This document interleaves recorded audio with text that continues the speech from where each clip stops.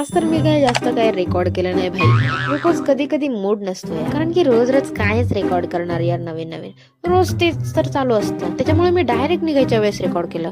आणि भाई आज तर आम्हाला छोटं मोठं सामान सुद्धा घ्यायचं होतं, सो आम्ही डायरेक्ट तिकडे गेल्यानंतर शॉप मध्ये गेलो. आणि यार मी जेव्हा निघते तेव्हा तर मस्त पैकी सनसेट असतो, पण घरी येईपर्यंत असा काहीतरी सीन होतो, लाईक पूर्ण अंधार होऊन जातो आणि घरी यायला 8 वाजता. तर काय बोलणार, असं बोलून डायरेक्ट आम्ही एका शॉप मध्ये गेलो, बिकॉज दीदीला काहीतरी खरेदी करायचं होतं. आता इथे काय फक्त एक छोटीशी गोष्ट काहीतरी घ्यायला आलेलो, पण एवढं सगळं घेऊन बसलो.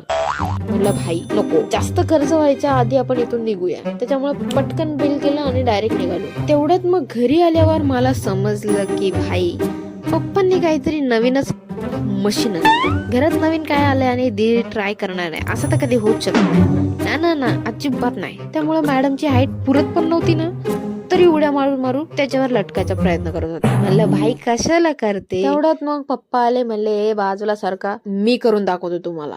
मग काय पप्पा आले आणि मस्त पैकी करायला लागले पुलअप्स. आपण म्हणता जाऊ दे भाई, आता सध्या मूड नाहीये, उद्या करेल.